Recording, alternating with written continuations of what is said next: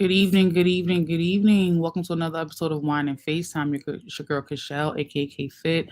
How you guys doing? Sorry, I'm running a little bit late, but I am here in the flesh. It is the weekend. Shout out to everybody who's out doing some things. Shout out to everyone who's home being safe. I don't have a main topic for tonight. We're gonna do open panel, open discussions. You can pop in, join the live, comment, join the screen. Join me up here, and we talk the ish for a little minute. And that's it. That's all for me. But I do have a few things I want to discuss specifically, and I'll definitely get into that in a few minutes. But again, put a one in chat if you can hear me. Put a two if you cannot, so I can make sure you guys can hear me clearly. So, how's everyone doing? Hope you guys are good. I'm definitely coming down with a little something. Everyone in the house is sick at this point. Trying to beat it the best I can for the work week. Shout out to everyone's gonna catch this live. Shout out to everyone's gonna catch this in a replay. Appreciate you guys. Thank you, Jose, for letting me know you can hear me. That's what's up. Good evening. Hope you're good. There's a few things on my mind I want to discuss, and I think I'm going to change up my platform a little bit when it comes to how I introduce my main topic. I think I'm going to jump into a few little mini topics before my main topic, pushing forward. But what's going on right now? The kids are on spring break. That means that they are home. They need things to do. Everyone is, probably traveling, or possibly other people who are on spring break right now are probably in Miami and those popular areas where they make a lot of money during this the springtime area where all the people go have parties and funs and go to the beach and all other great stuff where there's great warm weather. So that's happening right now, and it's also letting us know that soon the weather's going to break, meaning that we're going to get warmer weather more consistently. And just the warmer weather, we're going to see, the trees and the grass, everything flourishing, looking beautiful, all that good stuff. And that lets us know that summer will be here soon. So shout out to all the spring and summer babies. I'm definitely a spring baby born in May. Summer's right behind May. And who doesn't want the warm weather except for Mr. Negron? He always loved the cold weather. But yep, it's the spring break. Tomorrow is Easter. Happy Easter to everyone who celebrates Easter. I am not religious, I'm spiritual, but I know a lot of people do celebrate Easter. Some people go get palms, some people go to church, some people go to out and about, with the family and the children. They may go to the movies or to the beach or to the park or, to a museum or somewhere educational or somewhere, family oriented, just to be able to celebrate Easter. Some people do stuff locally, like, Easter egg hunts at home or in the neighborhood, with real life Easter eggs. So it really depends, it's really different for everybody. But moving along outside of that, COVID testings and mask wearing. I feel like I've definitely, slipped up a little bit and got really comfortable not wearing masks, not getting COVID tested as regularly as I should have been. And maybe that's why I have a little bit of germs right now, but I don't feel like I have COVID. I don't feel like I can't smell or taste, so I don't have a fever or anything like that. But I do have a little something, something. My daughter was sick the whole week. Her dad is sick, so it's like, all right, I know eventually it's gonna get to me at some point. We're always around each other, so obviously I knew that was gonna happen. But shout out to everybody who's still wearing their masks. They're still getting tested for COVID every week. People who got boosters, people who are first getting the first dose of the vaccine, the second dose of the vaccine. Shout out to all you guys who are doing whatever it is, whether you believe in the vaccine or not. You're doing whatever it is to keep your household safe, whether you're buying Lysol, you're cleaning your house 2, 3 times a week with ammonia and pine, or you're buying boxes of masks and boxes of gloves continuously. If you're still buying at-home test kits for your house, or you're going to your regular clinic weekly, you and your whole family. Shout out to all you guys who are being super duper disciplined like that, because for me, I definitely feel like I'm slacking. I find myself now not really thinking about it, so I feel like I got a sniffle or a scratchy throat or something like that. I'm like, oh, let me go to the doctor, maybe something's up. So that's not good. Do not practice what I do. Continue to buy those at-home test kits. Continue to, go to your doctor to get tested for COVID if you feel like you're under the weather. And if you're not vaccinated, you believe in the vaccine, definitely make sure you get your first and second dose plus your booster if you believe in it. If you do not believe in it, do what you do with the oregano oil, the elderberry, all the natural herbs and home remedies, teas, lemons, to each his own. Whatever you feel you need to do to be comfortable. You want to do like those boiled masks with the orange peels and the ginger and the spices and inhale it, and whatever it is you do to make you feel comfortable, you do that. But I'm gonna let y'all know I was slacking. I think that's why I'm a little bit, germy right now. And everyone else who's out there in the world, wherever you are, East Coast, West Coast, North, Southwest, wherever you are, be on your A game with this whole COVID shit because this shit is still out here, and I feel a lot of people are getting lax. I just admitted I've become a little bit lax in the recent time frames of COVID, and I haven't been wearing my mask so much in the supermarket or in the grocery store in certain areas. I've been getting a little bit comfortable, like, okay, I see these people regularly, and I'm always here briefly, or I'm comfortable, and that's definitely not the best habit. So, definitely get on your A game. If you like me, you kind of slipped up a little bit and you got too lax and you're like, all right, well, I don't gotta do this no more. That's not true. We still gotta do what we gotta do, whether COVID is real, whether COVID is fake, these germs, these bugs, whatever this is still out here populating and migrating some kind of way. So you still gotta watch your back and make sure you're doing what you need to do to keep the germs outside of your household. Moving along, have you guys heard about this whole conversation regarding the Federal Reserve Bank and digital currency becoming the main method of currency in the near future, and how money will be extremely obsolete? Everybody will be relying on digital currency, as in Bitcoin or Litecoin or whatever digital new creative inventive thing that is made, where people can use money digitally, like credit cards or debit cards. What do you guys think about this whole conversation regarding, digital currency being the new form of currency and physical money, paper and checks are going to be obsolete? What do you guys think about this? Are you guys currently investing in any stocks or any kind of bitcoins or litecoins or digital coins or any kind of cryptocurrency of any kind where you already have some assets already working for you somewhere? You guys may want to possibly invest and think about that. I personally do have a Robinhood account. I definitely have a few stocks. I definitely started investing in some digital currency. I don't really know a lot about digital currency besides all the hype and wave I'm hearing about all over the place. But you guys may want to invest in that because the dollar will soon have zero value. So this is a real thing. Do your research. I'm going to do my research as well, but this may be coming in the near future, as far as maybe the next 10 years or so. And everyone who has all this money in the bank, IRAs, and all these stocks and bonds, and it may not mean nothing. It may really rely on what your portfolio looks like, what you signed up for retirement. Those investments in stocks and bonds that are liquidized or liquefied or digitalized may be the only assets you can rely on for doing your regular things, such as paying bills, buying gas, going grocery shopping, regular online shopping. That may be your only currency. And they're pretty much saying, long story short, that people that have dollar coins will be the people, or dollar bills will be the people that will be, paying two, three, four times more as someone who has digital currency. Definitely want to take a moment to shout out to the chat. Hello, Ramon. How are you? Good evening, Jose. Sorry I neglected to talk to the chat so much. Shout out to the chat. Shout out to Uncommon Sense for Jose and Negron. Shout out to Introvert Bariqua. Thank you guys for pulling up. I'm definitely going to drop a link at some point. I will. Not just yet though, but in a few I will drop a link. Definitely have an open conversation tonight. We're going to talk about various things, and I'm going to drop the link in a few. But give me a few minutes, guys. I'll definitely drop that link pretty soon.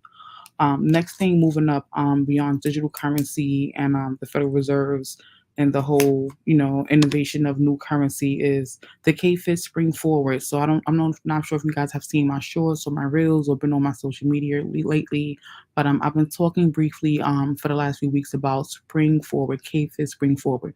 What is K-Fit Spring Forward? K-Fit Spring Forward is pretty much a new plan I'm introducing for the springtime to get people prepared to start a new fitness journey somewhere, and not the most advanced, extreme American Gladiator phase. So the K-Fit Spring Forward pretty much consists of a 5-minute consultation with K-Fit, a 5-minute workout, and a meal plan to help you begin your journey somewhere and kind of learn slowly in baby steps how to begin to do weekly, monthly trainings, boot camps, physical workouts with me, by yourself, online, etc., etc., etc. And it's going to help you pretty much adjust to the meal plans, create your goals and stick to it.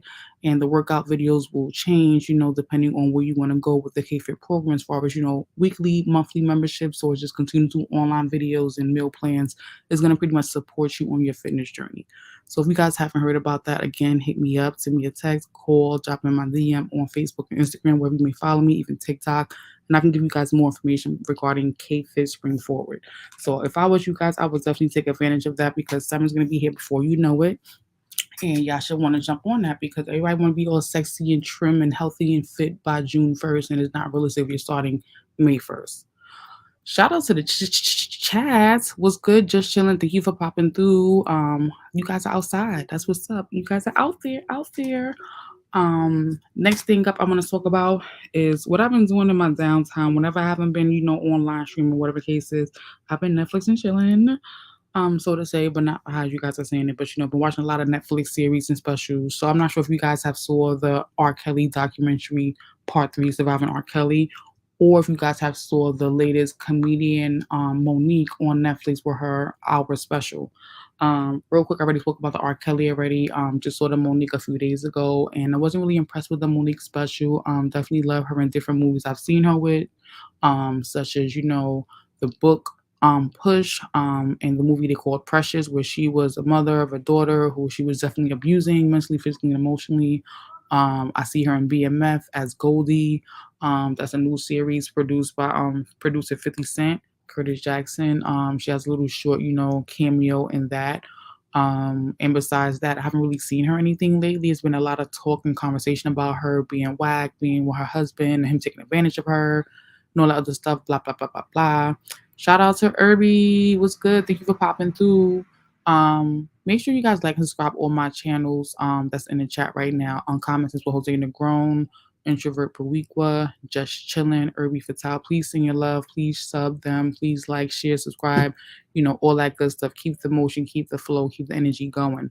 What do you guys think about the Netflix specials, the R. Kelly and the Monique? Have you guys seen it? Have you not seen it? If not, please go watch it and give me some feedback. Drop a comment here later on and let me know what you thought about that.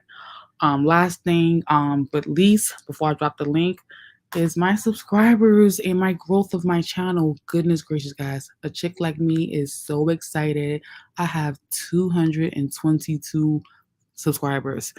Ow, who the fuck does y'all think she is? You go, bitch. Yes, thank you guys for the new subscribers, new people who are just loving the reels and the shorts, on my channel, whether it's the hair channel, the makeup channel, the fitness channel, the meal plan, whatever it is that you're liking so much. You guys continue to hit that like button and subscribe button. Thank you so much, new subscribers. I really, really appreciate you guys. Definitely give me that confidence and growth. Like, girl, keep pushing, keep pushing. And of course, the day one subscribers, the people that are here in this chat right now who are watching live with me right now. Thank you guys for still being there, rocking out with me. I'm definitely going to drop the link in a few seconds, but just one moment for a quick commercial. Okay. I work out all the time. I can do lots of different moves. I have never been able to do one full push-up. Push-ups are the best way to start your day. I will try one standard push-up. It's not the best push-up, but I can get down and get back up. Yay, that's me right there. So again, I see some comments in the chat right now. So I want to just highlight a few. So I have a comment by Introvert Bariqua. The R. Kelly thing sounds like overkill. I feel you. I definitely feel you. Everyone has their own opinion for sure. Respect, respect. Irby says, I saw it. In my opinion, we already knew about R. Kelly. I got you. I got you. Good looking. Shout out to Rakim. Chi-Town, Chi-Town. He says, shout out to Kashal. What's up to everyone in the chat? Shout out to my boy Introvert Bariqua. Yeah, so I'm gonna drop the link to the chat in the chat right now, so you guys can jump up on board, talk your ish, discuss whatever it is that's on your mind with me. And yeah, that's what we're gonna do. So I didn't promote tonight's conversation because I just didn't have time, honestly. That's why tonight's an open conversation. I really do open conversations, but I just dropped the link to the chat. Whoever wants to pull up and talk with me, you can do that. This will not be going 5 hours. This will not be going 4 hours. This will not be going 3 hours or 2 hours long, just to let you know that. But yeah, I know we all know about the R. Kelly thing. We all saw it, heard it. But it was definitely some things in that documentary for me for part 3 that I definitely didn't know. I had some suspicions prior, but definitely watching it like, okay, well, this really was true and this person really was a victim. I think the thing that shocked me the most was knowing that there was some male victims, some John Does. I'm like, what? We got John Does as in men? He molested men? I remember in like the part one or the part two, they were talking about his past and allegedly he was his neighbor or someone in his neighborhood sexually abused him and they was talking about, his brother was saying he was never right ever since, and I understand we all may go through things that make us, deal with it in a different kind of way, and we may like box it up in the back of our brain and try to act like it didn't happen to us, and we may try to distract ourselves with life and not want to talk about it or hear about it so much. And everyone deals with their trauma differently. Therapy ain't for everybody, so we all say therapy, therapy, therapy, therapy, but everybody don't want to open up and reveal their trauma to someone. Everyone just does not want to do that, even though we all go through the same shit and everyone's been through some shit worse than us or just like us, and we just don't know that person. But I say all that to say that, in the black community, we already know therapy did not exist. You didn't get treatment and help. It's like, oh, that's because his father was that way, or he gonna be alright, or they dropped him on his head, and whatever, whatever, whatever. That whole generational trauma curse BS, whatever the case is. But Irby says the total of the victims just adds up. Yeah, for real. Like, I just can't believe there was men. That's a conversation I wanted to have too. I feel like we don't hear enough about the men who are abused sexually at adult ages, childhood ages, teenage ages a lot. We hear about it with the little priests, and we hear about it in, certain scandals and serial rapists and things in different towns and countries, whatever the case like that. But we don't really hear a lot about it when it comes to the big screens. We heard about it briefly with Michael Jackson. A lot of people said it wasn't true and blah blah blah blah blah, but we don't really shine a light on the men and the sexual abuse when it happens to them. And we understand that some men, they just don't want to be victims like the Jane Does and the R. Kelly story specifically. Some men don't want to, share that part of what happened because it, demasculates them or unmasculates them. I'm not even sure if I'm using the right word, but you understand what I'm trying to say. It takes away the masculinity in the man to, feel manly, to admit and come out and tell someone or the world, another man took my manhood from me, so yeah, we get that. We have a lot of macho men around, and men want to be mighty and tough and be the providers and take care, and something like that is not something that they want the world to know or be in their legacy or have people have over them and be able to manipulate or hurt them, whatever, whatever. I mean, I don't want to get totally off track, although there's not a main topic for tonight, but you guys get the drift of where I'm going with it. But even the things about Aaliyah's mom and Aaliyah's uncle, Barry Henderson, or whatever the case is, them all knowing and them lying.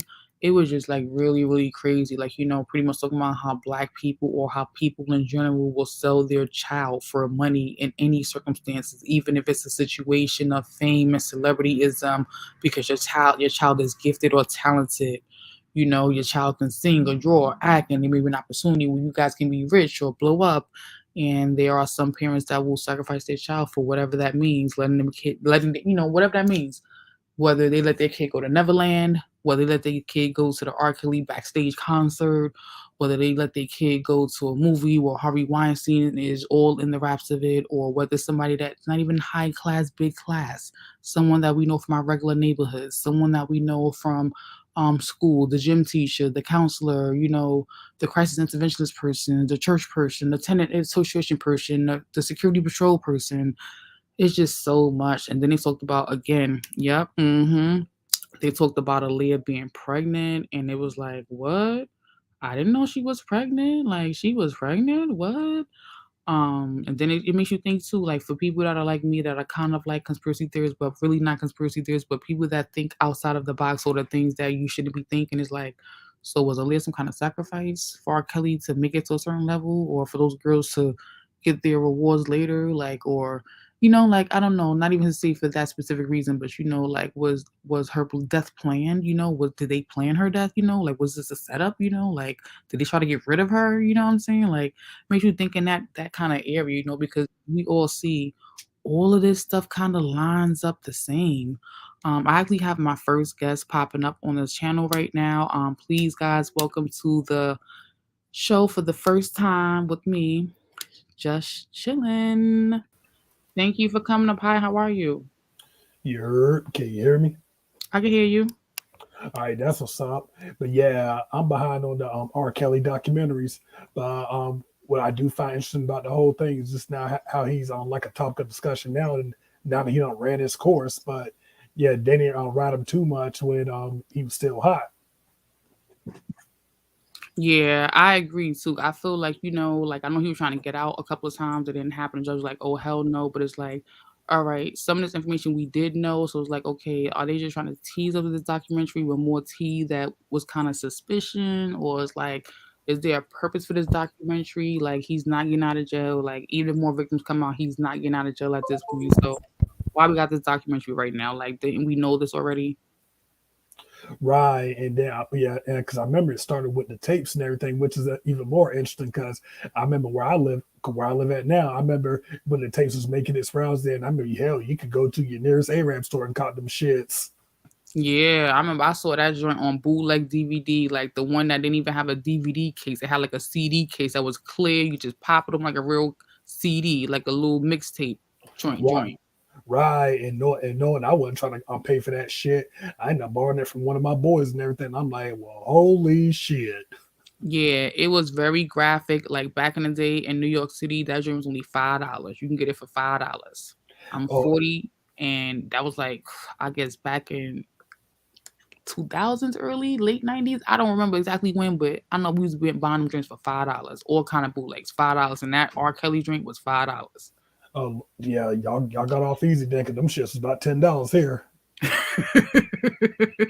Now you I see, feel you. I didn't know that. I got another person joining the stream right now. Never haven't seen this person in a while. Want to show some love to Mr. Third World Colombian. How you doing? Hey, what's going on, Kasha? How you doing? Good, good. Thanks for joining the stream. I don't got a specific topic today. We got like an open panel, and I just happened to be talking about the Surviving R. Kelly Part 3 docu series that just dropped out. Okay, that's fine. I'll let Just chill and finish what he had to say, and then I'll Okay, come in. thank you. Yeah, but $10, that was a lot of money. And to this day, like that's the tea we all looking for. We all honestly want to know where that girl is. Like, where is she? Is she okay? Do she got a new identity? Like, what does she look like now? Like, where's her family? Like, if anybody has anything more about R. Kelly, we want to know where that girl is. Cause that girl is the one that made the DVD tapes, and that was the one that he really messed himself up with and had that thing circulate with. And lied on his brother, said it was his brother and all other crap. right, I remember now, yeah, and that is a good question of, but where old girl at nowadays? But yeah, because keep in mind, I live in Wilmington, North Carolina.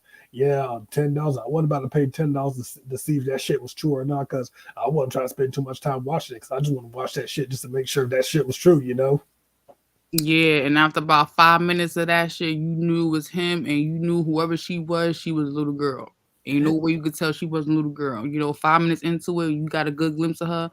You're like, oh no, this is pedophilia. Like this girl got knobs, she got triangles, like she ain't developed, she looked immature, she looked young. Like, ain't no way he can say this was a grown woman. Right, which is why I said, well, holy shit.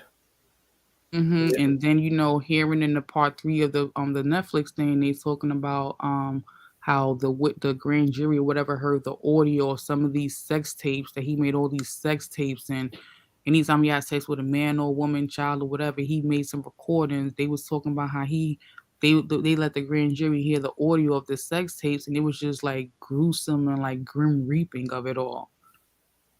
Yeah, because like I said, I hate to hear how the rest of them tapes went, because what I seen was bad enough. Yeah, third, what you think about all that? What you got to comment on? Thanks for popping in. I'm really surprised to see you. No problem. I told you eventually I get around to coming over here and chopping it up with you. But yeah, I'm gonna say this. So again, R. Kelly, he's already suffering the consequences for the stuff that he did, and yeah, he has done some foul stuff. I don't lie about that. But what I will say is that I don't like how they just soloing him out as just like it's almost like they're making him the face of this shit, and it's like he's not the only one. There's so many more out there. Like, because the way I'm looking at it is, okay, if we gonna lock him up for the shit that he did for messing around with underage, women or whatever, girls, whatever you want to call it, like, we might as well throw Jay-Z in jail because he did that same shit too. When he was dating Foxy back in the day, I think at the time Jay had to been like late 20s, maybe early 30s, and Foxy was like what 15 at the time, something like that. It's a lot of the celebrities that do that. They be messing around with like underage girls and shit like that. And like I said, he's not the only one. So I'm just like, why they just like making him the solo guy to make it seem like he the only one doing it? So that's number one. Number two, you One know, second, sir. okay, Before you my bad. continue, I want to just introduce another person to the panel, but I'm gonna let you finish going. Okay. Yeah, you got it. You got it. I want to let everybody know Mr. Ramon is here. Shout out to Introvert Weekwa. Thank you for pulling up. Hey, chica, what's going on, Kichel? Thanks for having me on your panel. What's going on? Just chilling. Third War. What's up, guys? What up? What up? What's good, famo? All right, all right.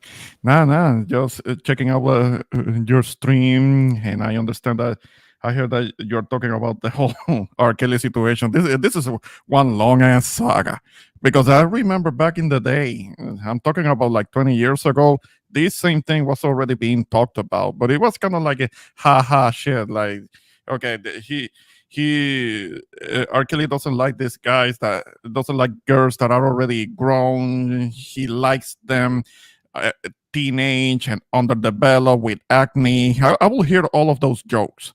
I mean, basically, in many ways, confirm saying that, like, like it's an open secret that the guy liked like the underage girls and all, and it was a hot mess. And I was like, why? What the fuck? And people are talking about it, and it's like the behavior that was being displayed by R. Kelly. Of course, it was a hot mess, and his past doesn't excuse it, but at least there has to be some kind of like a understanding on it about it, and as a way to kind of like having an idea of how to prevent this from from happening again. I know it's difficult because this is something that has to do with things that happen in private that people don't know about. But weird behaviors like this come from weird and messed up upbringings. So Facts. I don't want to cut you off too much, but Third was saying something. I want to let him finish. You can just go ahead, okay? yeah, I'll be quiet. I'll be quiet. My bad. I'm sorry, but thank you. Now, by the way, I agree with everything that Ramon just said. That's facts straight on. But the second part of what I was saying was that not only do other people need to be held accountable and I guess arrested for the same thing because they did it too. It's just maybe they probably, of course they don't have a tape, but I'm like, that was stupid of R. Kelly or whatever. But also, to me, the people that also deserve to be held accountable in this situation is, like you were saying earlier, Kasha, the parents or the guardians that knew that they're underage, whatever, daughters, whoever, nieces, whatever, was messing around with this man, and they gave it the green light or they okayed it, just because they thought it would help their daughter, whoever that woman was to them, it would help them, maybe get somewhere in life as far as like maybe she might get a record deal, she might become a star or whatever, might help put the family on, whatever the case may be. To me, they need to be held accountable too because you willingly fed, these women to this man, knowing what type of kind of nigga he was and knowing, the type of person that he was. And because you wanted your own little personal gain out of it, you was willing to overlook all of that stuff and be like, hell no, like, I'm not doing it. Like, are you crazy? Like, this is my daughter, this is my niece, this is such and such. But you instead, you was looking at what you could get out the situation. And, like I said, y'all fed, these young girls to this man, you know what I'm saying, to this grown ass man. So to me, they need to be held accountable too. They need to be the ones, getting handcuffs put on them too. So that's just how I see it.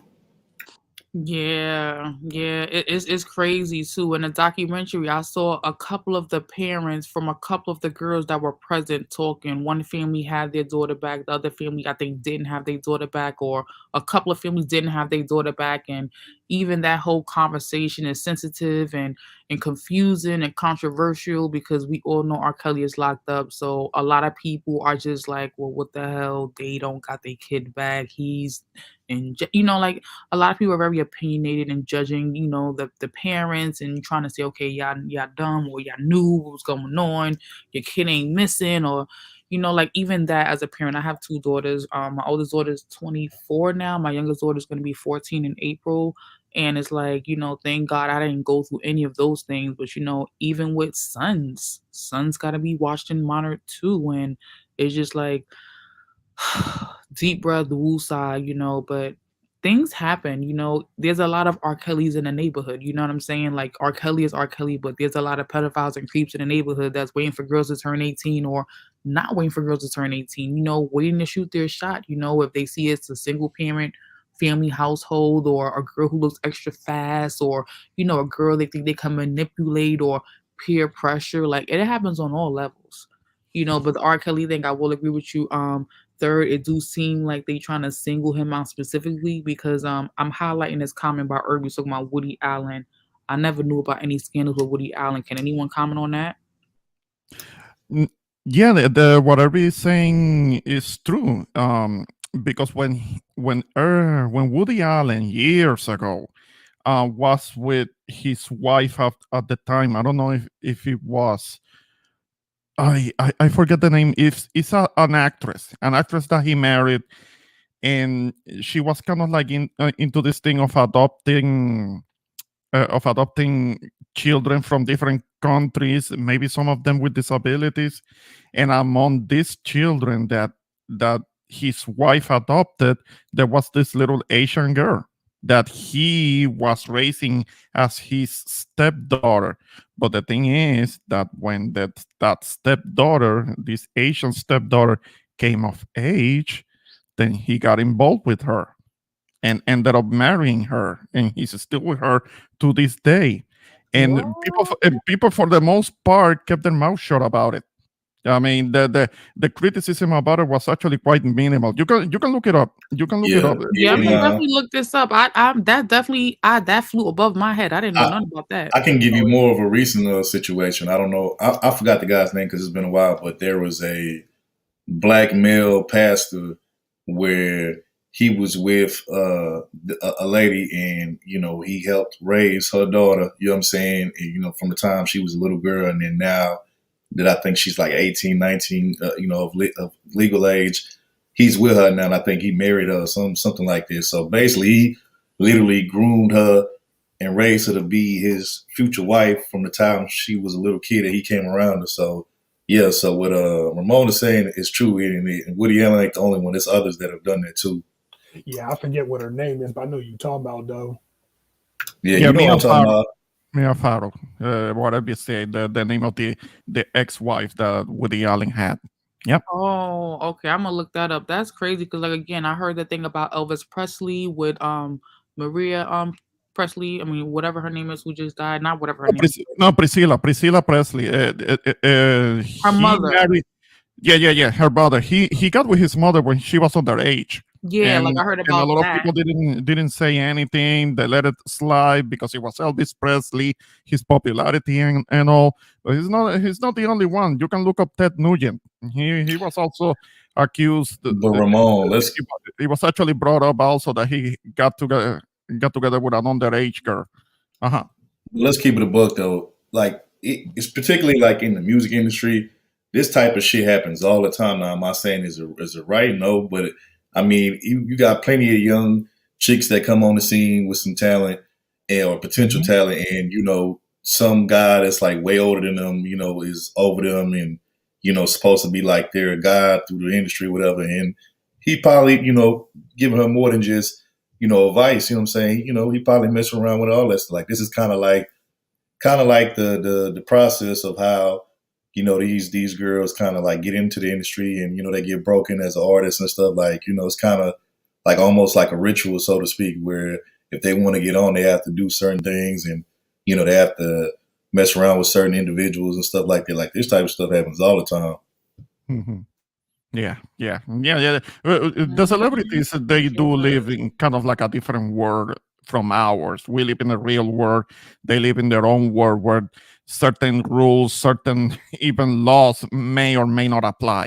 So they can get away with shit like that. But yeah, it happens, and it happens more than we know. It happens plenty. I like that picture of yours, Kichel.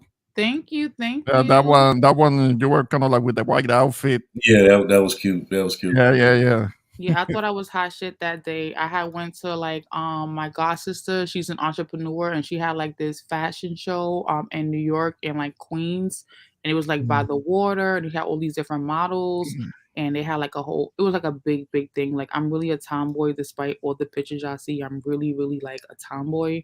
Mhm. But I was like, okay, I want to get into like, all this fancy stuff, makeup and all this other stuff and like meeting people and I was like an entrepreneur at that time as well. So it was a great opportunity for like great photo ops and like networking and marketing and like meeting people and stuff like that. So that was me trying to be out my comfort zone, out of my box, out of my shell, just trying to like, network and meet Mhm. people and, do what you got to do. Yeah, yeah. That's all right.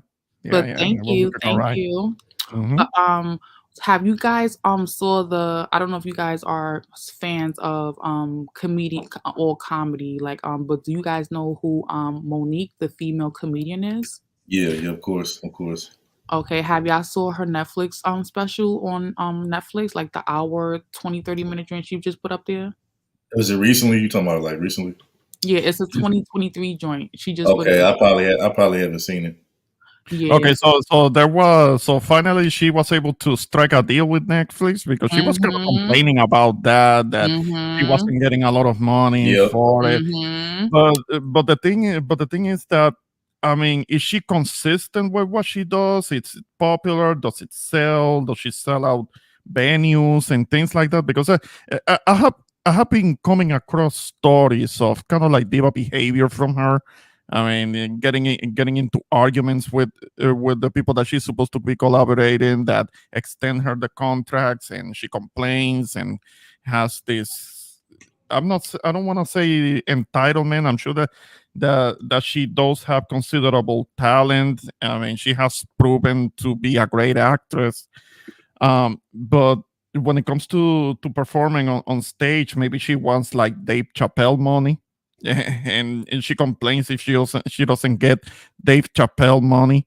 And I don't think she's on that level like that. Yeah, I was surprised to see the special because I know what you're talking about. Like I was hearing all that trash talk about how she was demanding all this money and why she can't get a special, and everyone's talking about all the comedians were saying that she wasn't doing nothing, she wasn't being active. So you can't ask for the money Dave Chappelle and Chris Rock and Chris Tucker and Amy Schumer and this person's asking for because you're not doing anything. And I haven't seen her do Mhm. anything besides playing this character called Goldie on BMF, and that's recent. I'm not sure if you Mhm. guys watch BMF, but I like all those little ratchet ghetto shows by watching BMF. No, I don't know anything about it. Yeah. I need to keep my sanity. I mean, that's poison. That's only gonna mess up with your man. You're an adult now. I get it, but that can't be good for you. And you don't tell me that you are watching that with your daughters too, Oh because no, no, that's definitely my own personal time. Like I honestly think Misha's cute. The guy who plays Misha's cute. Honestly, that's one of the reasons why I'm watching. ah, And I also love 50 Cent's movies, his shows. Like I'm a big fan of all the power books, which are probably not mhm, good for me, but I watched all that garbage too. And I'm like, all right, 50 Cent, I like that you're the underdog and you came on top. Like, Jay-Z was winning for a yeah. long time and you were the underdog when Jay-Z was winning. So I'm really happy for 50 Cent. Not that I personally know him because I'm a New Yorker, but I love the underdog stories. Yeah, yeah, he's a New Yorker too. But yeah, it's good for him. Good for him. He's not really making music like that anymore. But it's good for him that he's having success in another lane. That's good. That's good. I never follow what he does when it comes to this series because there are people that are saying kind of like it perpetuates certain stereotypes, and I don't want to be supporting something that props up stereotypes, and I don't want to do that. But if it's entertaining for people, then that's good. That's Yes, good. Irby says BMF is a good show. You gotta watch it. Well, as long as it is not something like the stripper show, like the whole P Valley thing where they I promote love rainbow P stuff. Valley. What? I'm gonna give me a poll one day and everything. Are you kidding me? Oh, okay, okay. Then maybe that show is for women. The thing is that I keep hearing that it promotes rainbow stuff, rainbow agenda, I and mean, yeah, I'm I not gonna feel watch like that. rainbow agendas everywhere. Like I was watching, not to cut you off, Ramon, but I was watching, again, Power, and Hmm. there was a lot of rainbow stuff in there, and like I'm a fan of The Walking Dead. They got rainbow stuff in there. Everything I like, I see rainbow stuff popping in. It's like The you poor can't like thing something is, without rainbow scene popping in. it's like with Empire, and my beloved mother used to watch that. And Empire, yeah, she used to I watch didn't that. watch Empire though. I didn't like that, but no shout out to the rainbow community. I have family friends and all of that. They're definitely great people to hang out with. But my point is, I feel like I'm seeing more and more of it on TV. Even Mhm. shows that are not sexually based. There's a rainbow couple or rain. That it's everywhere. Like they wherever there's an inch, they take them out. I don't know what to say. Yeah. It's agenda. It's agenda. I mean, that's only like 5 to 6% of the population that might be part of those alternative lifestyles, but they're trying to push it on everyone else, and Hmm. it's a it's agenda, and it needs to be pushed back on. Yeah, I just want to take a moment to shout out the chat. Definitely want to make sure everyone in the chat right now gets some love, some shout outs. Please make sure you show your love to Irby Fatal. Please hit that like, subscribe button. Also for the 18th letter, please hit that like and subscribe button. For Introvert Weekwa, same thing. Hit that like and subscribe. For Third World Colombian, just chilling. Show us some love. We in the building. We outside. We hanging out. Yeah. Wanted to say that to y'all just now. I want to ask y'all a question too. I'm getting a little sniffles, snuffles, whatever the case is. Are y'all still wearing y'all masks when y'all go outside to the store, the gas station, the grocery store? Like, are y'all still getting COVID tested? Are y'all still buying the at-home COVID kits? I feel like we're all getting a little bit lax. I know I am. Are you guys? Well, what I'm at, none of that is required when it comes to continuing with the vaccinations, boostings, and tests. None of that has to be done. You can have that option. I mean, but as I have shared with you before, I have only taken one vaccine, but that was only because I was about to travel, and that was a couple of years ago already. So aside from that, no, I have been tested for it because I did felt ill, kind of like at the beginning of the year, and I was dealing with a lot of chest, kind of like um, bronchitis symptoms. So I did get tested, and it was negative, but I haven't gotten anything else. Okay, okay. Anybody else? Like, how y'all feel about everything? Well, Yo, can you hear me? I hear you. Yeah, you were muted. Hmm. Yeah, so I guess with me though, I rarely put mine on nowadays, but I keep mine around my neck at all times. That's good. Yeah, but that's because you got all of you guys are in New York. If I out in New York, I understand that there are still too many places, several places where you have to wear masks all over the place. I mean, I feel for you guys.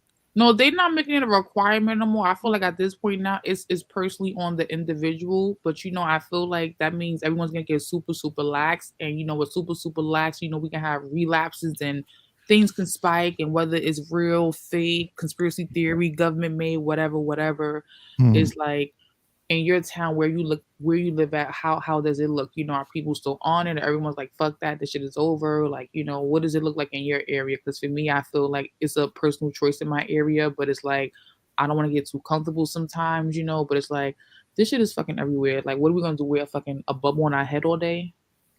Yeah, because in certain places it has gone to the status of it being endemic. So there are still gonna be a case of it here and there, but it's not gonna be the pandemic it was. It's just that it's gonna remain kind of like a endemic status. So yeah, I it is can't what it believe is we're when it like comes to that. almost like 4 or 5 years in this shit. Like, this is crazy. Like, I just can't believe Yeah, it's still like this right now. It's like 2023. This has been since like what, end of 2019?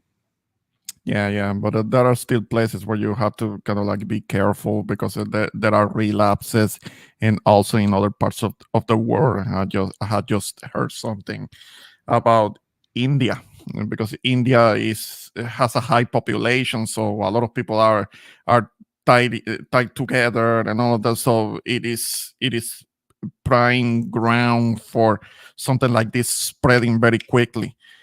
But there are instances in which, yeah, precautions have to be taken, and uh, I don't like it too much having to wear a mask. But if I have to, then I have to. So I'm not gonna complain about it. If that's what it is, and I'm just adapting to the situation. I'm not gonna be like the certain younger Yo, generation snowflakes that get offended about it and they want to complain about yo, want to equate wearing a mask to slavery. So I feel you. Just chilling. You saying something? yeah. I was gonna say I'm getting ready to drop down. Okay. Well, thank you for pulling up. I appreciate the love. I'm excited to see you. It's been a minute, so I appreciate you. Hope I catch you soon. All right, for sure. Holla at me. Thank you. Have a good evening. All all right, be right, have easy. a good one, man. Well, guys, I definitely want to play a little interview I had with a college student from John Jay College of Criminal Justice in New York City right now.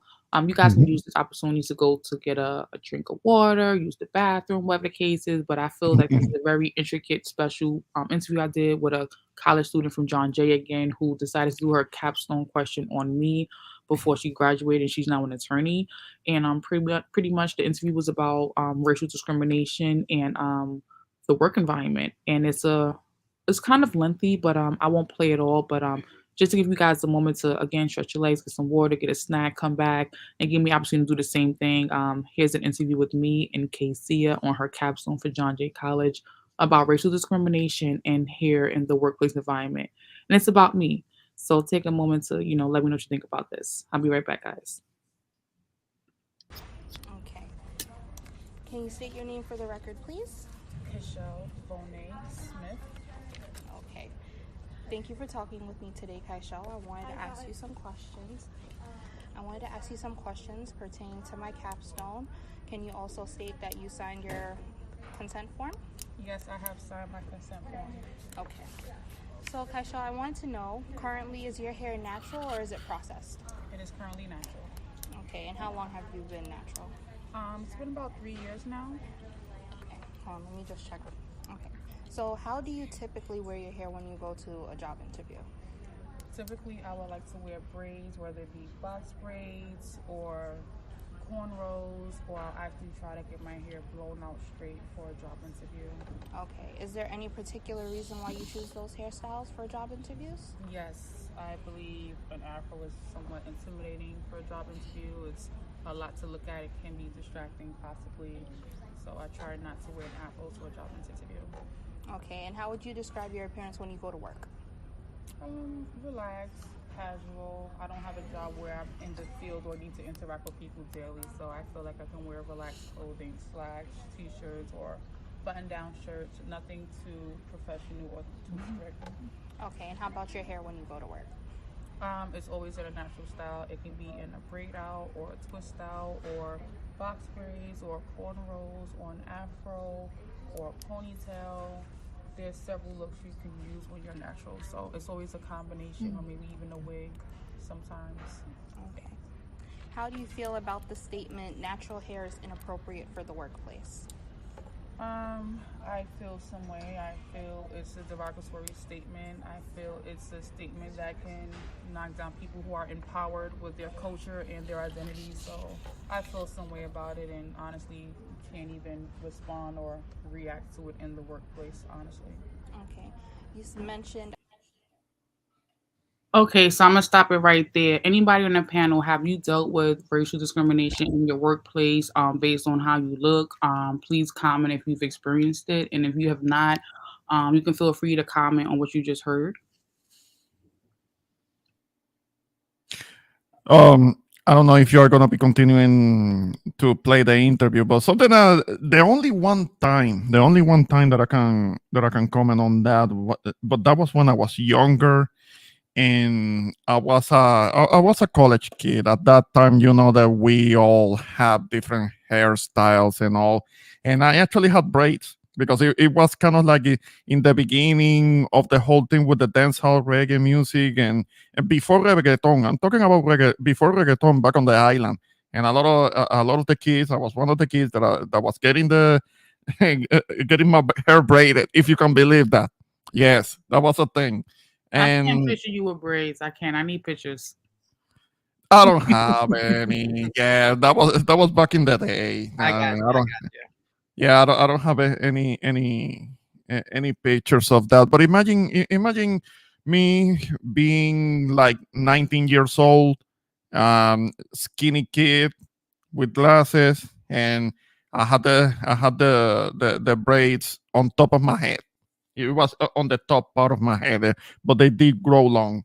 Yeah, and but I was working. I did have a job, and at the job they did have a problem with me having the braids. So I had to take them off and gather my hair in a different manner, and I didn't like that.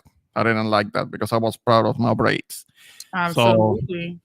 yeah. But that was the only one instance in which I had to deal with that when I was younger. The thing is that what it was being described in that interview, I can only go by how I look at it. If I was the interviewer, when it comes to hairstyle, I wouldn't care too much about that, except it being kind of like kept gathered properly, kept clean, neat, presentable.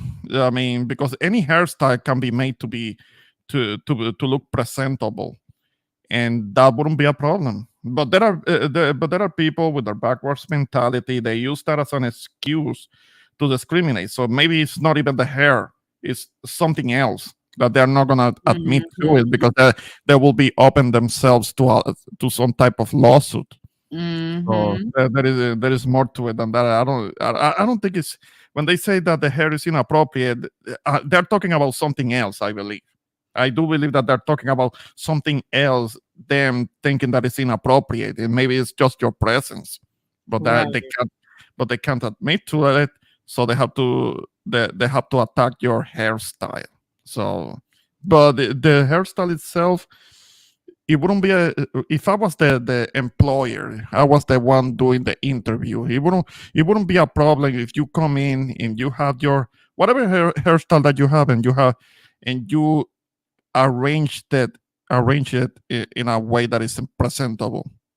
That will be fine. Third, what you got to say? I know you said you had some commentary on. Yeah. Oh my bad. Yeah, I just want to say, yeah, the whole hair discrimination thing, that's definitely a real thing.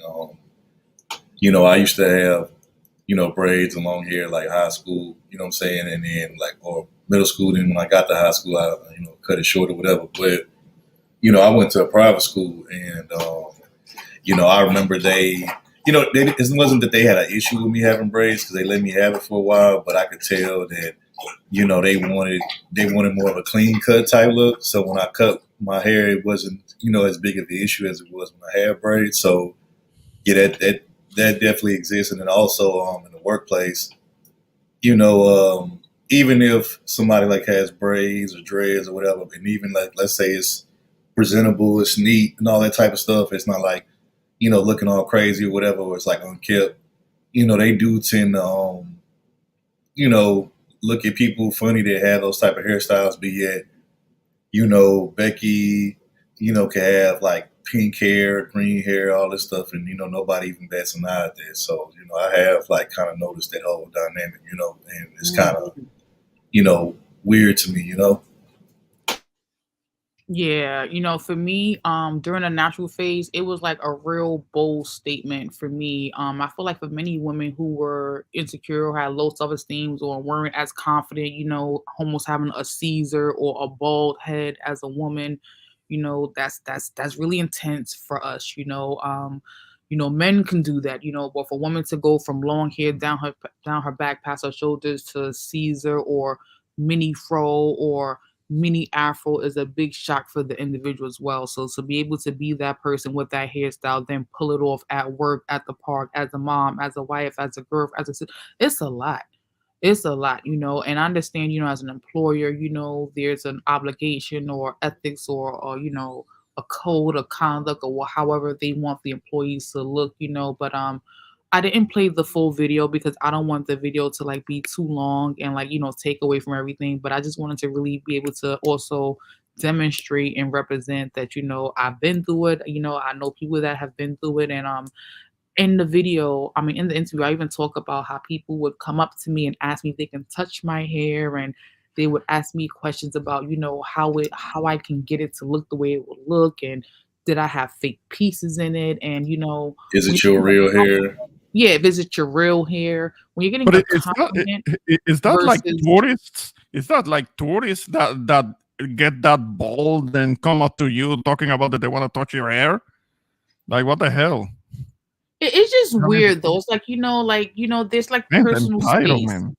And when it comes to hair, that's personal space too. Kind of like, we're not cool friends. Like even you guys, I'll be a little bit weird if I met you guys in real life and you guys are just like running your fingers through my dress, like, oh, hold up, I know you guys, but I don't know you guys. No, you Yeah. guys. You can't just be running your fingers through No, my I dress. get Oh, I get what you're I will saying. do it. I will do it if you were my woman, but you're not my woman. Thanks. You know what I mean? Thanks. So it's like we all got our personal space, that limitation, that boundary wall, whether it's Yeah. visible or not. Yeah, I agree. Cause when I had long hair and stuff like that, like my hair was damn near longer than a lot of women's hair.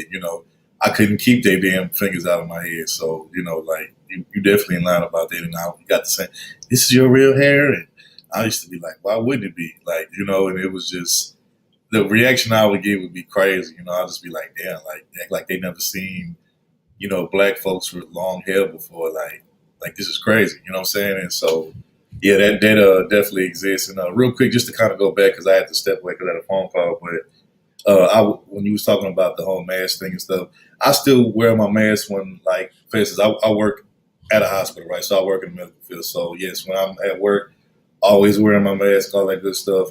Now I will say I have kind of laxed up on it, out in public, because it's not as mandatory anymore. So I have laxed up on it. But I mean, one thing that I do constantly do, like, I wash my hands constantly, like almost every 5 minutes, like, because you always touching stuff, door handles, and just all kind of stuff. You never know like who's touching them with germs, so I constantly stay like washing my hands and stuff like that. But yeah, I have laxed up on the mask in certain places compared to like my job and stuff like that. Yeah, I think it's just innocent that it happens. What do you guys think about the whole conversation regarding the whole digital currency being the new wave of currency and there'll be no more value to dollar bills and coins and checks? And what do you guys think about that? Have y'all heard about that? I need to do some research, but that's the conversation being brought in my house a lot about, what we gonna do, what we gonna do. We got to figure this out, and are you guys into digital currency? Do you guys, are you invested with any kind of Robinhood, E-Trade, any kind of stock, any kind of realistic digital money, whether it's Bitcoin, Litecoin? Are you guys into that? Have you read about it? Heard about the conversation? You got it, Ramon. You got it. No, if you were gonna say something, I can wait. Yeah. I was just gonna say, for me, I'm just now starting to learn about the whole digital currency, aka Bitcoin, and all these other different digital coins, or whatever. But do I have some money invested in certain like stocks and stuff like that. Which some of them I made money from, some of them not so much. But as far as this whole digital currency replacing paper money, yeah, it's kind of this been coming down the pipe for a while. It's starting to become more noticeable and more visible. But I mean, this has been in the works for a long time. And recently, I know have y'all seen the story of the Cash App guy? He got Yeah. stabbed to death. But what I find, and let me just put my tinfoil hat on for a minute, get my little conspiracy theory thing on. Sacrifice. I mean, I'm kind of thinking that because what I find funny is after this man got stabbed to death, like not even a week later, they talking about they're going to put out this new replacement of Cash App called Fed Now, and it's supposed to be similar to Cash App. Only difference is the feds can track, Fed Now. So if you put your money in there, they know everything. Like anytime somebody donates to you, whatever, or you take out something, like they'll be able to see it. Unlike Cash App, where you have to report that what you made on Cash App, but they can't see it. The IRS can't see it. So I just find it ironic, and I don't feel like it's a coincidence that right after this man got stabbed to death, they already trying to come out with this new replacement of Cash App, and it's owned and regulated by the Fed. So I just find that to be very interesting. Oh, Highly oh. suspicious.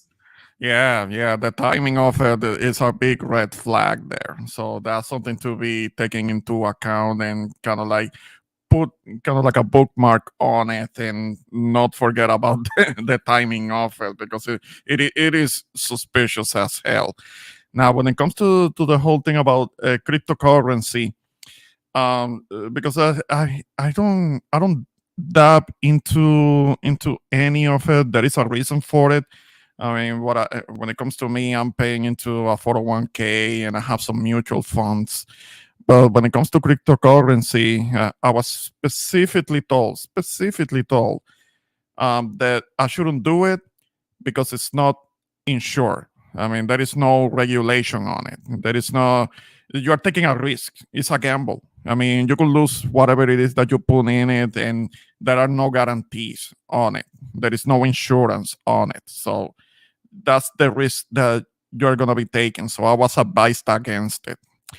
So no, I'm not doing the whole cryptocurrency now. Now, when it comes to the current currency that we're using, unfortunately, as the time goes by, the value of it is gonna go down, and it's gonna become more and more worthless, and there are gonna be other currencies that are gonna be replacing it. I mean, one of the better currencies will be the British pound, but that's because the British pound is actually backed up by the riches, some of the riches that that the English extracted from everywhere in the world. So it is backed up by gold, bullion, things like that. The thing is that the dollar is not really backed up like that. Paper money, in United States paper money, what is backing up the value of it is the military because they can force literally at gunpoint other countries to use the whole petrodollar thing, but there is no value behind it. There is nothing. There is no real commodity backing up the dollar. So eventually, it's gonna keep falling when it comes to the value of it and the debt. The debt is gonna keep accumulating. It's at over $30 trillion. So it just kind of like doesn't make a lot of sense where people go on and on talking about that this is the richest country in the world. Okay, it's the richest country in the world, but it is in debt by over $30 trillion. I mean, which one is it? It can't be both at the same time. So that's something that it doesn't make a lot of sense to me. The dollar, yes, the dollar value is gonna keep falling. It's gonna become more and more worthless as time goes by, especially now that they are printing so much of it so they can send it to Ukraine and leaving people over here going through hardship, going through need, and that being forgotten about. I mean, look at all of the homeless in the on the West Coast. I mean, but priority is being given to uh, giving all types of money and help and resources to the war in the Ukraine, and there are a few people that are lining up their pockets out of it. And, yeah, I will dare say even the president, because the president doesn't want the war to end, because he's getting money. He's getting money, and a lot of the resources and a lot of the weapons that are being sent over there. Not all of them, not all of it is getting to the Ukraine. A part of that, a percentage of all of that is going somewhere else, and nobody knows. So there are people that are benefiting tremendously from this war. There are always kind of like a small group of maybe already wealthy that are only getting even more wealthy out of this war. The wars are necessary for certain people because that makes money to move around, and that's when a lot of people get enriched themselves. I mean, the war is they call it war profiteering for a reason. When somebody may or may not be prosecuted for war profiteering, it's because a lot of money is being moved around. It's been happening forever. I mean, at least in the last 150 years or so.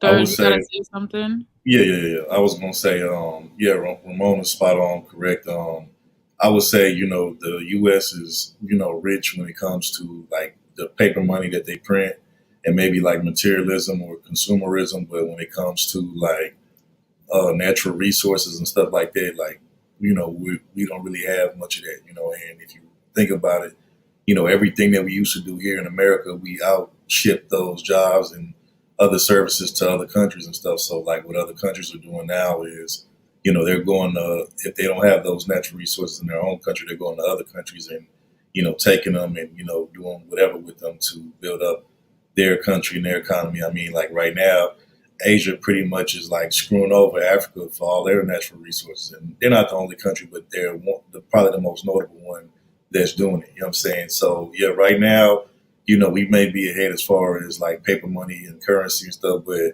I would say probably within the next 50 to 100 years, yeah, America's not going to be the number one household power that it once was, and these other countries that are kind of like, building up, their resources, and like I said, they're taking natural resources from other countries. They're going to be in position at that time to basically be the number one player and contender in the game at that time. So, That's what's up. Like that's the whole war thing and everything regarding Ukraine and Russia. I'm like over it. I just feel like as citizens we really don't have much control, which is why I understand why some people don't even vote. Not to say that it's right, but when things get beyond you, you're like, what? It's anxiety overwhelming to the point where why are these decisions made, these backdoor conversations with politicians, like it's like it's just really frustrating. It's just so frustrating. It's like we need to mind our business on certain things, we really do, and we don't, for propaganda, politics, whatever, but it's like I ain't gonna lie, some people gonna hate me right now, but I'm not. I fuck with some of the shit that Trump was saying. I really did. I really did. Not everything he was saying, but some of the shit he was saying is like, oh Biden, oh Biden. What can I say? Like it's just so much going on, but it just makes you feel like what, you I really mean, have control. if we keeping it a buck, I mean, I'm not saying Trump is this like perfect person because he isn't, but I think like okay, so everything is like so coincidental right now. So like they trying to nail Trump for something, even though they really don't have no evidence against him of anything. And then when he was in office, he was exposing a lot of things that they didn't want to be exposed or whatever. And let's just keep it a buck. When he was in office, the money was flowing. You know what I'm saying? The money was flowing a whole lot better then than it is now. Mhm. Now that Biden is in office, and so say what you want about Trump, but the one thing that I do respect about him, and I'm not a personal fan of his, neither, but the man, he's a businessman, and he's a better businessman than Biden has ever been. And Mhm. Trump has done more, and he's embraced black folks more than Biden has. I mean, like keep it real, Biden has gotten a lot of black people arrested and incarcerated. So when I seen everybody turning out to vote for him just because they hate Trump for whatever reason, it just didn't make any sense to me because I'm like, do you understand some of the laws that Biden has passed throughout his tenure as a politician? Like a lot of this stuff ain't really been beneficial for black people. But, I get it. People have, they pick and choose who they want to be offended by and who they don't. So it is what it is. That's a whole fact. But guys, I want to wrap this up. I want to eat some dinner. So can you tell my audience and my fans, people that mess with me, who rock with me hard, what's coming new for your channel? What you got going on? Please introduce my fans and my followers to what's coming up next for your channel. Either one of y'all can go first. I want to make sure people like and subscribe and Oh, no, you follow. got it, bro. Let me know. Let my little fans, my little peoples know what's going on. I'm small out here. I'm trying to get to where y'all are, but let people know what's coming from your channel soon. No, actually, I wanna get to where you are. You have more more subscribers, so I do need to. I need to follow what you are doing. What formula are you using to get more subscriptions? Because I'm stuck. I'm stuck on that department. So but For when it, me, it's the short videos for me specifically. yeah, I'm gonna have to learn how to do that. I mean, I'm gonna need to take like a tutorial when it comes to that and see what I can do. But actually, I don't know if I'm gonna be doing it later tonight or tomorrow during the day. But I do have an idea for a live stream. But I don't know if people are gonna be joining in. And I don't know other people's schedules. So I It's do. Easter tomorrow. Maybe people may be doing things, right? Right. There will be that. People are gonna be with their peoples. People are gonna be with their families. They already have a schedule. They already have some activities going on. So I don't know if that will be a good idea. But I do have an idea for a live stream, and I do need input. That specifically, I'm saying on this one, I don't want to be sitting up and trying to talk by myself. I'm not very good at that. My live streams are more about maybe I have a point of view on something, and I want to hear other people's. So that's how I like it. That's how I having relatively small panels and where it's better, it's easier to manage and to have a combo, a conversation, being able to hear different points of view, specifically when it comes to what has been going on in the saga for the last few days. When it comes to when it comes to the pearly one up in London, and all the arguing and the civil war that has spilled out onto the YouTube streets. But and when it comes to us, Hispanics, Latinos, what can we learn about it from it? I should say. So that's what I have in mind, and I would like to have other people's input into that. But you say that you were gonna be wrapping up. So with that said, yes, I appreciate that you had me on your panel. I look forward to the next one, and basically that's all I got. Thank you, Introvert Berwiqua. I appreciate you so much. Sorry about the other day. I thought I was catching you live when I was commenting, and I realized afterwards you wasn't live. I'm like, oh, No, but it was a pre-recorded, and no, still comment away because I look at that too. okay, good. Well, thank you so much. I really appreciate you. I'm gonna let Third go, and I see the 18th letter just jumped in, and he's gonna have a time limit when he gets in here. Little does he know, but Uh, thank you so much. I really you see, appreciate that's what you. happens. You got late. You got in late, man. Yeah, he You got in gotta late, come on. man. All right, But I appreciate you. Have a great weekend, though. all right. You guys have a good one. Salute, no salute. Bye All bye. right. Third, what's coming up with your channel? I really like the energy over there and everything. I really, appreciate the welcomes and the shout outs and everything. What's coming up for your channel?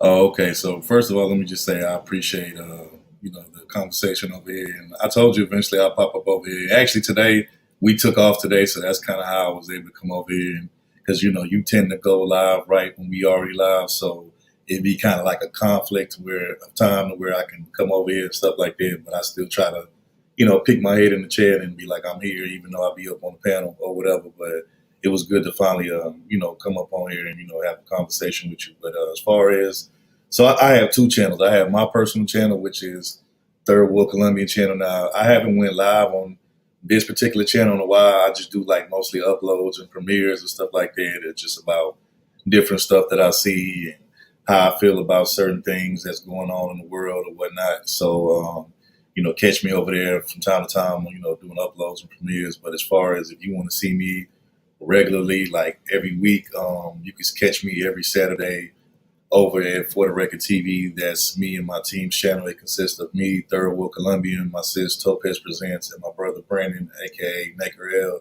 And we just I would say our channel is kind of like, I would call it like it's like an edutainment type channel. Like we do educational, informational stuff, but we mix it in with some forms of entertainment. We mostly talk about worldly stuff, news topics, health.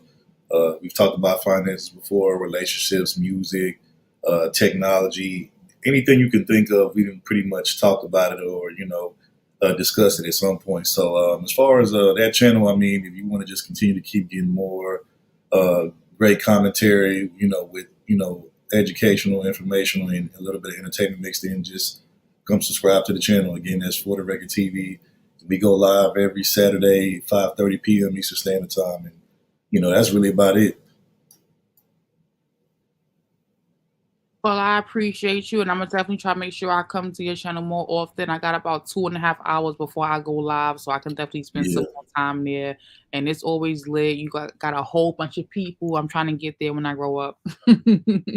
Well, we appreciate you, and we love to have you over there, and I appreciate you. And you have been coming through lately, showing love, so I appreciate that. When you be popping in the chat, I see you and stuff, so I appreciate it. And salute to Rakim. I see you up in here, bro. Man, Have a shout good out one, to you, sir. Third World. Yeah, shout out to Rakim because he came over one time. Too matter of fact, I think you hit the panel one time when we went live on Yeah, my yeah, I team's channel. sure So, did. yeah, I so sure did. I got to make my rounds back over there a little bit more often. hey, I heard you got a channel popping now, bro. I'm gonna have to come over there, come check it out, bro. I heard Yeah, you kind of doing it. vice versa, bro. I'm Yeah. always working and everything, so I'll be trying to make my rounds when I can. All right, all right. But I'm gonna come check out what you're talking about, bro. But a salute to you, Rakim, and once again, Kasha, appreciate you for having me, and I definitely try to come around more and try to be around more as much as I can. So I appreciate you. No doubt. Have a great weekend. Be safe. All right, you too. Peace. Raquel, what's up, bro? I'm about to Yeah, log out. You slid I in here a know I'm little on late. BPT. I'm on BPT. I said I was gonna join a little bit later, but shout out to you. I'm not going to keep you. Just wanted to give my 2 cents on the situation. I believe you was talking about the R. Kelly situation. Am I correct? Yeah, not trying to put you on blast because you from Chicago or nothing, but I saw the documentary, on Netflix. Everybody talking about it. Absolutely, absolutely.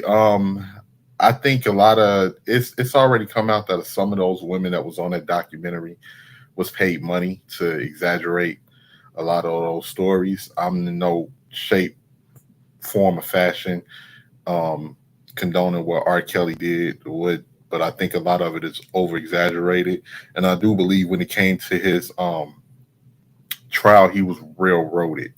I think that also it was a lot of adults that was in play when it came to a lot of his escapades and everything like that. And I figured that if he's going to go to jail, a lot of those other adults that was kind of pimping out their kids need to go to jail too. Yeah, it's really crazy. They should, it's just like, good parenting and bad parenting. Yeah, some of us feel like we ain't no rule books of parenting, but it's like, come on, what are you thinking with your grown ass adult mind and your child's little brain, regardless of who, like, what are you thinking? It's just common sense, it's like WTH exclamation exclamation, like what are you thinking? Like going back to the whole Michael Jackson thing and again, even on our level as far as our community, our neighborhoods, we know there's pedophiles out here everywhere. So what makes people do these things? Absolutely. Money is definitely, I remember as a kid, my grandmother used to tell me money is the root of all evil. I never believed it until I got older. We can just look at YouTube and there's certain things people on YouTube do that are grifters that manipulate, their audience for money. It's a lot of things that people would do for money and they have a lack of integrity and they're quick to sell out for whatever amount that they feel that would change their lifestyle, and that's what was in play. As far as R. Kelly goes, like I said, I don't condone it, what he was doing. But if anything, if you want to lock the man up for statutory rape, then that's one aspect of things. But to act like that this man was a celebrity and he's holding people in basements and holding people hostage and doing all of this, I highly doubt it because there's nowhere for him to hide. I mean, and then on top of him being a famous celebrity, just the slightest incident like that will have you up not only for jail, but you will be sued to the up 10th degree. So I don't buy it. I don't buy it. And a lot of those women have came out and said, well, certain women have come out and said they was coerced into saying a lot of those things with that documentary. So yeah, I don't buy it at all. Yeah, it's some of it is like really far fetched. The whole him making them eat his feces, I was just like, what? Yeah, I doubt that even happened at all. And that is quick. And what's sicker than if that didn't happen, what's even sicker than that is the fact that you can create something like that in your mind and say something like that. Because what's going on in your mind for you to think like that, to make that type of statement? I don't believe that. I remember it was the Dallas DJ Kitty who said, she was 33 at the time, and he forced her to have intercourse with a 15-year-old, which I highly doubt, because as a 33-year-old woman, can't nobody force you to do anything unless your life is in danger. You did that because that was something that you wanted to do to please him. If that type of situation had taken place, it's a lot of lies that any adult can read through. Even as a mother of a child, it's a lot of things on there. I'm pretty sure you would have questioned, and you would ask these people, okay, so why didn't you do this? Why did you do that?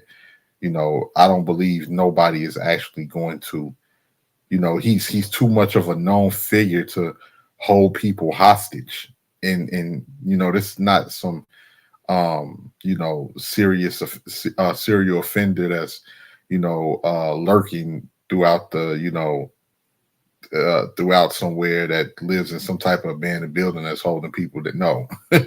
This is a well-known public figure that if something like that is involved, he will lose everything, and which he has. I mean, I believe he was extorted in a lot of situations. He was well taken advantage of. It's obvious that a lot of people don't know R. Kelly is illiterate. So, like I say, I don't condone it, and it's also it's one more thing to understand as well, and that is how things can be painted a certain way to get people to move with their emotions.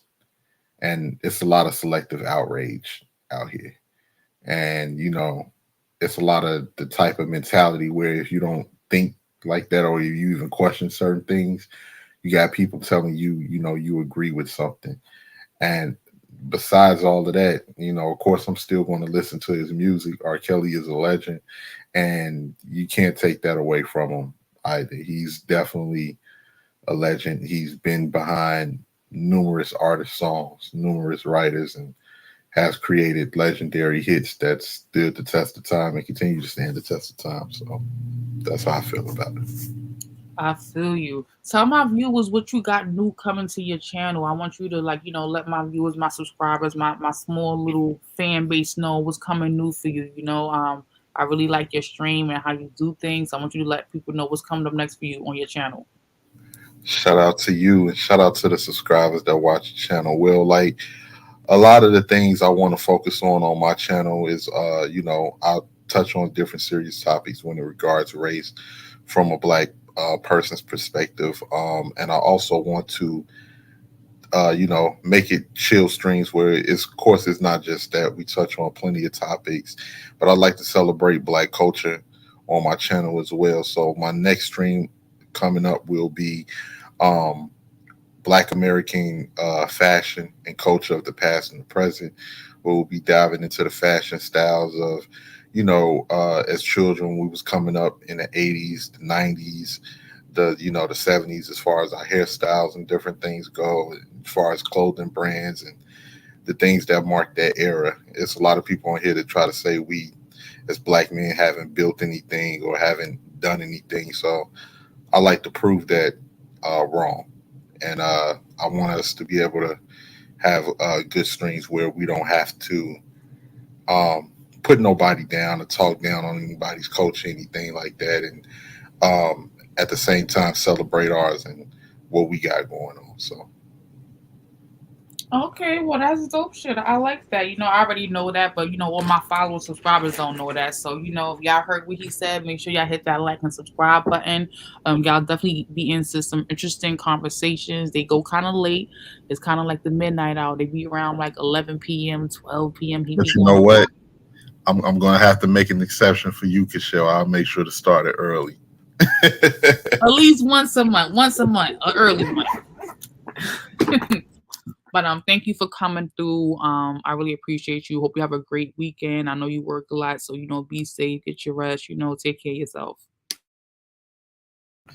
Thank you once again. Shout out to you. Shout out to the BX. Shout out to Manhattan and the five boroughs in New York City. Hey. Much love all the way from the south side of Chicago to the NYC. And I Baby, want to baby. And I want to say, speaking of that, I'm going to be taking it back, man. Down the line, I'm definitely going to be getting me a Coogee sweater. I see that they starting to come back, and I want one to go, and I want one definitely to go with a fit, some Tims for the next fall, up and coming. So, shout out to you, and thanks again for allowing me on your platform. Much love and respect. No doubt. I appreciate you as well. It was a great conversation. I didn't have a topic tonight, so this flowed so perfectly for me. Absolutely, absolutely, girl. You be doing your thing, and once you start making your rounds more around YouTube, you find because YouTube is also like it's almost like how it was in high school. It's a lot of clicks. It's a lot of things that subject matters, but you find the clicks and the subject matters that you're comfortable with, and you build your channel and your base around that, and then it'll be like your own personal television channel. Yeah, for sure. I'm definitely getting a little bit more uncomfortable. I still do the pre-recordeds when I feel like life is a lot going on. I'll do the pre-recordeds. I'll just drop it around 8, at my regular time just to try to get that consistency going. And today I'm like, you know what? It's gonna go, it's gonna flow. Whether it's a specific topic or not, it's gonna flow. I want to just try my best to keep that consistency. So yeah, we all out here pushing it. Absolutely. Shout out to you. Shout out to you, Cashel. Once again, one love, girl, and want you to go ahead, get yourself some rest, and kick back and relax for the rest of the night. Thank you once again for allowing me up here, and I want to say shout out to everybody in the chat. My boy, introvert Boricua, aka Ramon, my brother, Third World Colombian, and shout out to my homegirl Morena Reyes in the chat. And once again, shout out to you. Thank you. I'll definitely be seeing you soon in these YouTube streets. You know it. You know it. Have a good night. Good night. So, guys, that's my wine and FaceTime for tonight. I'm actually at episode 20. Tonight we did an open discussion. We talked about the conversation regarding the Netflix specials, the Monique, the R. Kelly. We talked about us getting lax with COVID and the mask and taking our tests. We talked about a whole bunch of different things. I had a lot of panel guests that I did not expect. So I'm really feeling great that today flowed just as precisely as it did, because I did not expect all of that to happen. I definitely want to appreciate everyone who's going to catch this video live, those people that are going to catch this video on the replay. It was a great conversation tonight. It flows so effortlessly, so your girl is happy. Shout out to all my new subs. Shout out to my day one subs. We talked about spring break. We talked about the digital money and the Federal Reserve's bank. I briefly spoke about K-Fit Spring Forward. If you didn't catch that, rewind this back to the beginning. You'll catch that K-Fit Spring Forward 5-minute consultation, 5-minute workout meal plan coming for spring, to get you ready for summer. If you want to sign up with a package with me, get your life together. But it's your girl, Cashel, aka K-Fit. I'm up out of here. It's been a great time talking to you guys. I'm going to log this one out with letting you guys hear the full interview of my interview with Casea, the John Jay College criminal justice graduate who did her capstone question on me regarding racial discrimination and here in the workplace. I find it very interesting, and I think you will too. And I'm going to log out after that. Peace out, guys. I'll check with you guys later. Here we go. Identity and culturalness. Do you think you can elaborate on what your hair and your identity have to do with each other? Well, processing my hair for years, I thought that kinky, curly, thick hair was ugly and not pretty and not natural and not likable by many people. So I've learned to accept my natural curls and learn to understand that straight hair doesn't make me prettier or more smarter or more professional looking. So for me, identifying that my natural hair is something I should embrace and love was a big change for me and a big difference for me, and I'm happy I'm on this journey. Okay, good. Can you think of a time when you were told by a potential or a current employer that your hair did not meet grooming policy standards? Honestly, no, I cannot think of a time where I was told that directly word for word, but although I was never told that, I have felt the looks in the workplace environment. I felt the stares in the workplace environment, and I felt, the sense of being not approachable depending on how my hair may look on day-to-day occasions at work. Okay. When you think of professional hair, what comes to mind? I think about slick, pulled back bun, pulled back ponytail, kept hair that doesn't look wild or too exaggerated or too loud, not bright colors, things like that. Okay. Do you know if they have a grooming policy here? Yes, I believe there is a grooming policy here. I can't say how effective or how much it is enforced, but I believe there is a grooming policy here. Okay, and to your knowledge, is hair included in that grooming policy? To my knowledge, yes, hair is included in that policy. There are specifics into the color of the hair. That's one of the biggest things. I think it mentions color. It has nothing to do with length or style, but just mentions the colors of the hair. Okay. What factors do you think are considered in the hiring process? I believe experience is a factor in the hiring process. I believe credentials is a factor in the hiring process. I think those two things are one of the main, or some of the main things that are considered, as well as maybe where employees or interviewees may live, if they're close or far from the area. Okay. Do you think employers should have a say in your appearance?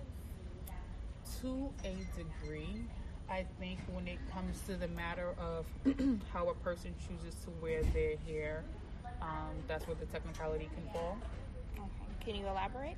Yes, I think if a person chose to wear natural dreadlocks, they should not be discriminated or treated differently or denied a position because of how they choose to wear their hair. How do you feel about black women in the labor market? Do you think it's easy for them to get a job? Do you think it's harder for them to get a job?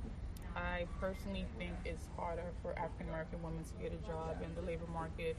I feel like black women are a part of the population of women in the labor market who make the less amount of money despite having the same credentials as their counterpartners. Do you have any ideas as to why that is? Any theories?